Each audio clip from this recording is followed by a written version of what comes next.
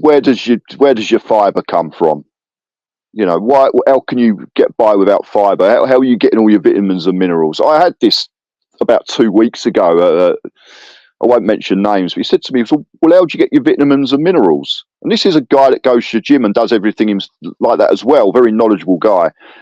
And I said, "Well, a piece of steak has everything." And he looked at me a bit funny. He goes, "You sure?" I said, "Yeah." He goes, "I don't think so." And I said, "Well, you might want to check that." And you get the same responses every time. Where's your information come from? Well, the internet, YouTube. Some of the people I follow are scientists. Ugh, what do they know? What's what's the alternative? What's the difference between listening to a scientist, an actual scientist on here, for argument's sake, or a doctor that you go and visit? What is the difference? Where's your evidence? Where's your peer-reviewed publications? I said, well, they can fudge them all day long. John, how did you find carnivore? How did I find carnivore? Right, I'll try and keep this a little bit brief, but let's go back, say, roughly 5 years. I had an injury at the time, and this was just before COVID and all the rest of it. I had an injury, and as you do, as someone who loves sports, I was trying to find the magic pill, the magic cure to try and get round this problem. And at the time, I was reading a lot into Pavel Tetsoulin's work. He's a strength coach who introduced the kettlebells and the strong first and all this sort of stuff, the grease the groove techniques, and it's really good. I loved it and everything. And so I had this injury, so I started researching, and I came across Bart K. Now, love Bart K, he's great. But at the time, I didn't know who he was, and I was like, who the hell is this guy? And he had a video basically dissing Pavel Tsetsoulin, you know, as he does. And I'm thinking, hang on a minute, because I put Pavel on quite a high pedestal, and I'm thinking, who the hell is this guy? Hang on, this will be worth a laugh. Like, so I've gone in there, and within a few minutes, I was thinking, actually, this guy knows what he's talking about. He really does know his stuff. So I started looking into a couple more of his videos, and he had another one there about exercise and the myths of exercise and things. And again, it was like, wow, this is stuff that you'd never hear about in the mainstream, certainly with exercise and fitness, because I've got all my qualifications, personal trainer and everything. And this was really revolutionary stuff, sort of thing, but common sense. And in amongst them videos, I found another one, or several, should I say, to do with the carnivore diet and how great it was. And that's really how I started with it. So I started watching more of those, and then got onto the usual other videos at the time, so like Sean Baker's and Dr. Berry's, which are great. They're awesome stuff. Love these guys. And roll on about 2 years, because I didn't actually try the diet properly. I was very meat based at the time. I didn't actually do the diet. Roll on about 2 years, and basically my wife left at the time. She left, moved out, and I started back heavily drinking. Now, before anyone thinks, oh yeah, typical story, it wasn't even that. I hadn't drunk for years, and I actually just fancied it. I just literally fancied it. I thought, you know what, I fancy a few drinks and enjoy myself. And very quickly, let's say within a few weeks of that, I started getting the symptoms of gout again. Now, I've always had gout in my big toes primarily. I did have it once in my ankle, which was horrific. It was like, felt like a sprained ankle for anyone who's never had gout. But I used to get it in my big toes, but it wasn't very often. This was probably maybe every couple of years, literally. But as I've got older, it's got worse, which is the typical story. And I then got a slight knee injury. So this other injury had gone, but I got a slight knee injury. No big deal. But on top of that, I then started to get gout. So I had this imbalance going on, which was a complete nightmare. This was roughly about a year and a half ago now then. And at the time, I wasn't really doing any diet, but I was still keeping up with the times with the carnivore type lifestyle. I was still watching a lot of videos, doing a lot of research. Must have read 30 books on the damn subject of all different types, and you name it, I've looked into it because I love that stuff. It's my background, you know.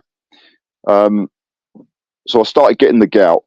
In the middle of last year, it got really bad to the point where it literally was jumping from toe to toe. So it would settle down in one toe, and I'd think, great, these whatever tablets I'm taking are working. Then it'd jump to the other toe. Fast forward 6 weeks, it starts to go, it'll jump to the other toe. And it was just a vicious cycle to the point where I literally had to cut the booze out completely. You know, I'd cut it down by then, but I hadn't stopped. So I cut it completely down. And I'd gone the keto direction. So I didn't really want to cut the booze down and go straight into carnivore. For me, that was just a bit too restrictive at the time. And I was also going on a lot of holidays. Despite having gout, I was still going away a lot with this problem, with this imbalance that was going on, which was a complete nightmare.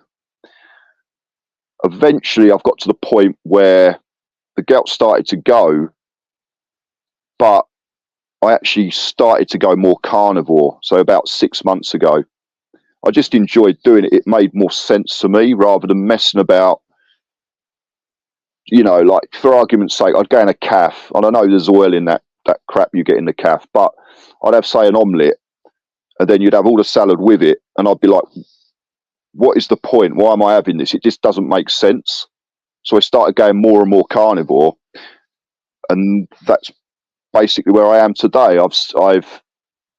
I haven't had a gout attack for months now, probably 4 months, at least 4 months. There's still some damage there, which I'm hoping will repair. I've been told it will, and I'm still dealing with issues with my feet because of that. But at least the gout flares themselves are gone. That is a big step forward for me. So yeah, 4 months without a gout attack. I mean, that must be awful. I mean, that must be great considering how awful it was, where it was like just going toe to toe to toe, never knowing where it was going to start next. Oh yeah. I mean, the only way I can describe it, because it's so hard to describe what gout feels like, is we've all done it. We've all walked into a bedroom and whacked our toe on the side of the bed. Yeah, you get that Christ, and you're having to grab it. It hurts so much. It's almost like that, or having an infection in the joint. That sort of pain. That's no amount of ice, no amount of taking painkillers or anti-inflammatories will settle that down completely. It just throbs constantly. And I've never had it. It sounds silly, but I've never had it that bad in that last year that I couldn't put my shoes on. But I have had it in a toe years ago where I couldn't put my shoes on. Literally, it was like, it's too painful. It's horrendous, man. It's not good. And so you've had that change. It's been about 6 months carnivore, 4 months without a gout attack. Have you noticed any other changes in the 6 months? Yeah. There's a few. Again, these are all anecdotal because I can't look at any other scenario about myself and sort of know for definite. Do you know what I mean? But certainly. And before I say this, I've read a lot of other people getting similar things. So maybe I wouldn't necessarily focus on these if I hadn't have read them things or noticed them so much. So, you know, certainly my gums don't bleed anymore. They would always bleed eating junk food. No doubt about it. Every night, brush my teeth and you'd get a obvious blood in there, you know, a big lump of it or something. Do you know what I mean? It would be that obvious. Now, nothing. Unless I come off the diet. That's the other thing. If I come off the diet within, I don't know, a day or two, that will be back. Not as bad, but it will come back. So there must be something there. Sleep. one I did notice, and it was quite obvious. It's quite funny. Is my sleep has improved. Now, obviously, I've never tested it. I don't know when I'm actually asleep, but the waking up part of it. So, where do we start? Yeah. So if I have you have a really bad day where you're like so tired, you've had like 3 hours sleep, you've had a nightmare day, you're running on coffee the whole day, and all you want to do is sleep from about 5 o'clock, but you go all the way around the clock and your eyes are stinging. You're like, oh, I've had enough. I can do that. So effectively feel burnt out, have 7 or 8 hours, and it's like, ding, I'm awake. No problem. Just like I'm awake. I'm there. And I've heard this countless times. It is true. It's just like I can just wake up as if I didn't. I'm not saying there's nothing different about me, but it's far, far less than if you were just normal eating crap, burnt out. Do you know what I mean? You are just completely. It's a different thing. Energy in general is better. Yeah, so you don't get as tired as often on a carnivore diet. You can literally run on a very poor day the day before, so you can have like be knackered all day, literally running on caffeine, and almost like being burnt out. If you burn yourself out at the gym really bad, you just struggle all day. The next day, I can wake up and literally be ping awake.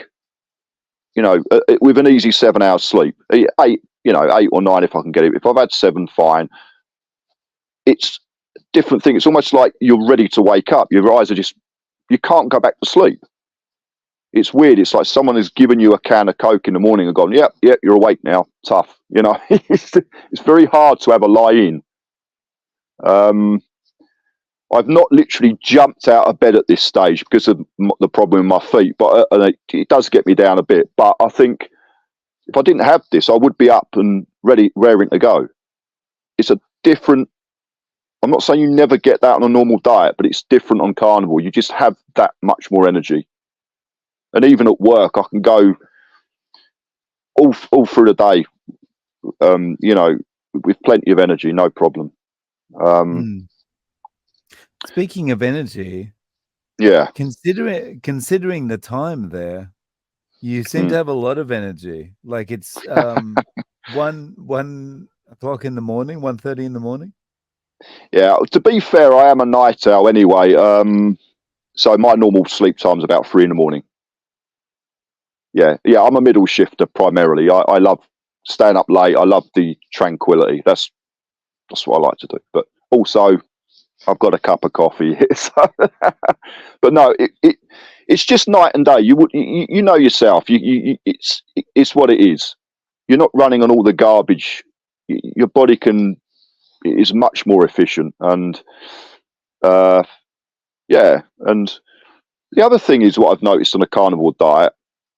I have tried OMAD. I've tried that, which is 1 meal a day for anyone who don't know. But I find that 2 meals for me now is absolutely adequate. I can eat when I get up. So let's say 11 o'clock, 12 o'clock. I can eat primarily beef, so a steak or something like that. And then go all round the clock until, so let's say 8 hours of work. So all the way around the clock before I even start getting hungry again. And then I'll have another meal. And that's me done. I don't think really about snacking. I'm not saying I'll never get a craving for chocolate or something. Sure, I'm human. But it's just a different thing. You're not literally waiting for your next meal all the time. You're not like going, oh, I need this. You're not. You're just full up. And people I work with can't understand that. Like, well, don't you get hungry halfway through the shift? It's like, no, you don't. You're I'm stuffed till about 7, 8 o'clock in the evening. And it's only that last hour that I start feeling a bit peckish, and I think, ooh, okay.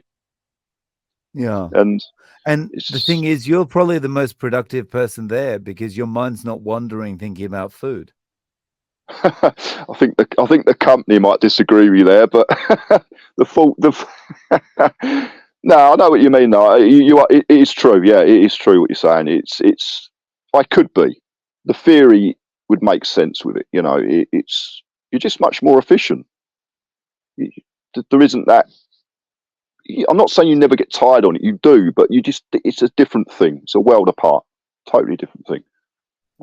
It's everything's different, right? It's a different kind of tiredness. It's a different kind of Yeah. satiation after you've eaten something, you know. Yeah. Everything's completely different. Yeah. So you're eating 2 meals a day. So you have a steak at around 11 o'clock, and then for your evening meal, what are you eating there? Is that just another steak? Yeah. I mean, originally I started off as probably most carnivores do. They try and overcomplicate it. So I started off originally with like 3 meals, and then I'd take some of that to work. So I'd have a meal in the morning, meal in between, meal in the evening. But I found that I was taking like cold meats to work because obviously I either didn't have time or I couldn't be bothered to cook it, which was then minging. So I then slowly but surely transitioned over to 2 meals. It just happened. It was like I just didn't feel hungry anymore in the middle, which was great. It was like that's done me the biggest favor because anyone knows me know that I can't stick cooking. I just hate cooking. So everything goes on the forman or in the pan, literally. So for me, it's perfect, you know.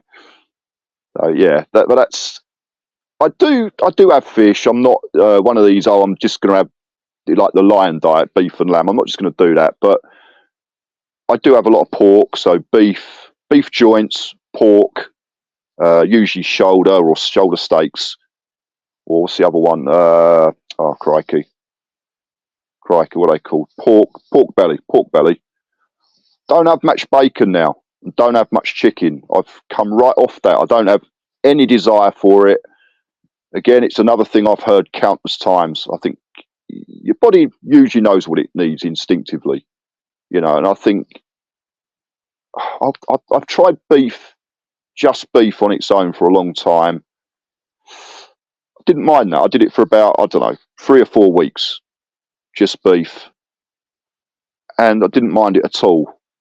But as soon as someone added something else in and said, "Here, I'll eat that," it was like, okay, I'll eat that as well. So, you know, but I'm not that dogmatic. You know, I'll have some cheese. Still have some dairy, but I won't have cream. I don't want cream. I don't want milk or any of that stuff. I still eat eggs. I like eggs. But I also actually found that, again, it may be coincidental that, so I didn't have eggs for crikey, a good few weeks, let's say a month. And I had some eggs, and I felt a little bit of bloatedness from them. Now it could have been coincidental. Maybe the eggs were off. Who knows? But that made me question them a little bit. So I may cut them out for a while. You know. Yeah. That's about it. That's why I just don't try and overcomplicate any of this, because I think that's when you can overthink it. You know, it's a bit like how much salt you have, how much butter can you add, how much this. You'll soon know if you're doing the right thing. You know, if you add too much salt, I found that I got slight heartburn. Not a lot, but I got slight heartburn. It told me something was off. If I had too much butter, I'll be straight in the toilet within half hour having the runs. It's the same thing, isn't it? You know, whether my body's just not transitioned over properly, anyone's guess, because it can take a long time. It can take longer than I think what we think. So that's something I'll keep an eye on and play about with. Yeah. Nice. So has anyone around you commented on this or said, you know, how can I get in on this? Give it a try. It's a silly question. Of course they do. Yeah. No, they comment, but usually it's in the negative. You know, it's the usual crap you get. You know, where does your fibre come from? You know, how can you get by without fibre? How are you getting all your vitamins and minerals? I had this about 2 weeks ago. I won't mention names, but he said to me, "Well, how do you get your vitamins and minerals?" And this is a guy that goes to the gym and does everything like that as well. Very knowledgeable guy. And I said, Well, a piece of steak has everything. And he looked at me a bit funny. He goes, you sure? I said, yeah. He goes, I don't think so. And I said, well, you might want to check that. And you get the same responses every time. Where's your information come from? Well, the internet, YouTube. Some of the people I follow are scientists. Ugh, what do they know? What's what's the alternative? What's the difference between listening to a scientist, an actual scientist on here, for argument's sake, or a doctor that you go and visit? What is the difference? Where's your evidence? Where's your peer-reviewed publications? I said, well, they can fudge them all day long, and they do. We know this. It's, you know, oh no. They have to sit round a table with 10 of them and do this and that. I said, what are you talking about? They just don't get it. It's the same. You get the same things, you know, the same questions. Don't you get bored of it? Well, I probably would get bored of it. Yeah, truthfully, if I didn't have gout and I didn't have all these other things going on, I probably would get bored and think, what am I doing? But as time's gone on, it makes more and more sense. I feel more and more comfortable, and it's like any other habit. You just get used to it. And that comes back actually to something else you asked me earlier about the improvements. It's another thing, alcohol. I have no desire to drink alcohol now, none. And people say, well, that's another. Well, yeah, well, why do you talk about it? Well, just because it's part of my past. People do it all the time. It's just a conversation, not because I miss it. Well, all right, 1% of me misses it. We've all had good times on booze, right? You do miss a bit of it. But I have no desire now to drink it. Over here in the UK, we have like the Weatherspoons or, you know, cheaper sort of pubs like that. And I'll go in there and get a refill coffee or a sparkling water, and people think I'm mad. They go, you're going in the pub to drink coffee. It's like, yeah. Well, don't you fancy a pint? Have my toes, have gout for the last year and a half, and then tell me you want to have a pint of beer. It's not happening. It's nah. But that is definitely, I've heard that a lot of people say it, they've quit their habits on a carnivore diet. I don't know whether it's the dopamine effect that the crossover with that, where it affects other things, or whether it's the fact you've taken out carbs. I don't know. Or maybe it's just having another focus. Maybe that's part of it. But for me, 100%. I just have no desire for that now. Not at all. That seems like an odd thing for them to say. It's like, well, why'd you talk about it then? Well, there's a lot of odd people out there, isn't there? There's a lot of odd people. He says, yeah. It's just, it's just, I swear to God, I think they're just jealous because you've found something that works for you. You're passionate about it, and they just got a miserable life, and they just love trying to knock you down, you know. And it's like, it ain't happening. So I do think there's something to be said for, you know, there's some people that get comfortable in relationships, and then when it feels like the other person is just taking one step towards improvement in one way or another, it's like that's very threatening to the other person. Oh yeah, definitely, yeah, no doubt about it, no doubt. But that is, I'm just trying to think some other things, because there was something else as well, but they're definitely the big ones. I mean, I think most people that drink, I'm not saying all, because I haven't met everyone obviously that drinks, but most people, I reckon, if they could, they'd stop drinking in a heartbeat, and they can't. They're stuck with that craving, and they can't ever stop drinking because of that, unless something real dramatic happens. And for me, it's an absolute blessing in disguise to have had this problem. As much as it drives me insane at times, it does. I've had some real dark days with it. It's a hell of a blessing to know that I hopefully will never drink again. Just the money I've saved, if nothing else, and my health. So for 2 or 3 years of basically probably having this problem with my feet and missing out on that sort of training, I then, I don't know, pull a figure out the air. I've gained 10, 15, 20 years of my life back for not drinking. Possibly, who knows? Who knows? We don't know. So Yeah, I would definitely agree with that. There's even to the people who feel like they're enjoying drinking and they want to keep doing it. I think if it, yeah, when you actually break it down to kind of a foundational level, they would do anything to give it up as well. yeah, yeah, Yeah. and Mm. it's where the negativity comes from. What's the term? Misery loves company.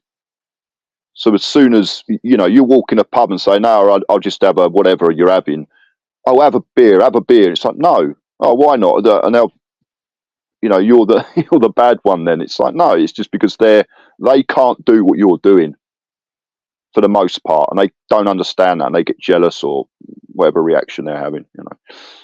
Yeah. Yeah. So, I mean, the track you're on, you think you'll stay this way forever? There's no going back. There's no moderating down to like keto or something like that. Truthfully, I don't think I'll ever go keto. No, for me that doesn't make sense. I didn't. I only did it as a step towards my goal, a bit closer, just to make an improvement in my life, sort of thing. But it doesn't make sense to me. And as soon as anyone sticks veg salad on a plate with that meat, it just doesn't make sense. I just don't bother. It's like, nah, I'll eat the meat first and wonder why I've got this other stuff there. You know. So I don't think so. Fruit, I don't touch. Literally, I've not touched it in years unless it's been in some fancy dessert or something that I've not known about. I just don't have any interest in eating that. And again, most veg, I don't have any interest in eating it anyway, regardless. It doesn't have any appeal. Now, what's the term? Whether it's because I believe in this so much or whether it's just the way my body instinctively feels, I'm not sure. But the point is, I prefer eating meat and fish and eggs at the moment. So, will I have the odd cheat day? Sure. Again, I'm only human. But it will be. I've noticed as I've gone along, it's been fewer and far between. Because every time I go back to that junk food, and it's usually chocolate. That's the only thing I crave. Anything else, I couldn't care less about. In all honesty, it's usually just chocolate. So if I have an evening where I think, what, I fancy a few bars, and I'll binge on it, the next day I think, why did I do that? I didn't even actually enjoy it. It tasted okay, but not really. It's the less time I eat it, so the longer I'm on carnivore, the more synthetic it tastes, and you can really notice the difference. It tastes almost chemically. That's the other thing. Your taste buds do adapt. There's no doubt about that. That you become much wiser in what you're eating, taste wise. Definitely. Yeah. Yeah. Yeah, very true. So what advice, so for someone watching that's interested in starting, or Yeah. if one of your friends came and said to you, look, Yeah. I want to get off the alcohol and this crap food, how do I get Yeah. started? What would you recommend? It depends the sort of person they are. I'm a bit of an all or nothing person, so I can, within reason, chop most things out and go cold turkey. Yeah. If you're not that sort of person, it's going to be a lot harder, obviously. But definitely, I'd say the one thing is to do it slowly. Do it slowly, because the more painful that is to transition over, the less likely you got to stay with it. It's as simple as that. And in all reality, if someone went, say, from going 1/3 of their meal a day, each meal, let's say, is carnivore, the rest of it's anything. Even if they went 2/3 and stuck with that for a long, long time, they'd still be healthier than like probably 99% of the people in the world. For want of another figure, they probably will be, because just having that extra meat, muscle meat in there is going to make the difference. You're getting much more nutrition. And the only thing I'd say about that though is if like the person was really susceptible to something. What's the term? So if they're really like Michaela Peterson's type of thing, that she's got to be very careful. But most people, I don't think, need to be that careful unless they've got some intolerance. That's the word I'm looking for. Intolerance somewhere. Then maybe, yeah. But most people could probably get away with doing it half-assed. You know what I mean? They don't need to do full carnivore all the time. But what I tend to find, as I said earlier, is the longer I've been on it, the less I really care about anything else. So it works for me, and that will probably work for most people. The biggest, It's so true.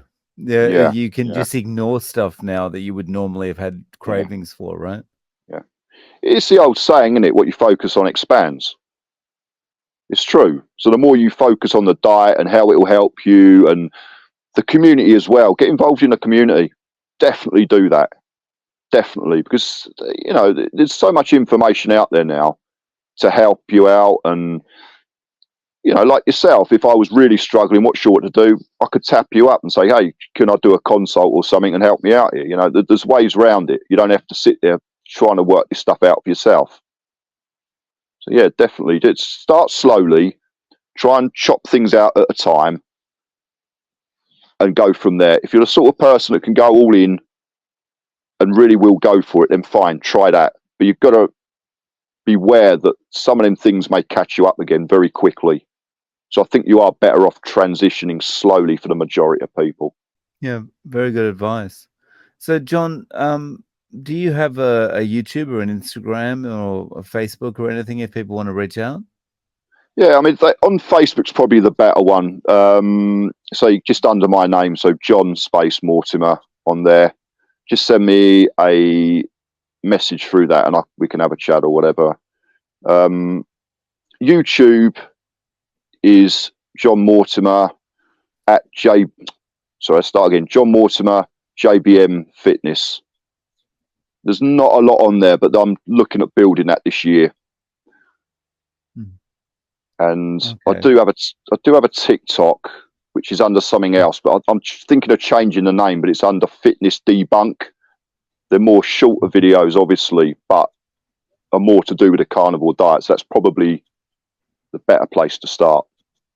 Okay, awesome. Yeah. I'll link to those below. Brilliant, thank you. I really appreciate you coming on and sharing your story with us today, John. Thank you so much. No, you're welcome. Cheers for having us, Dave. It's been good.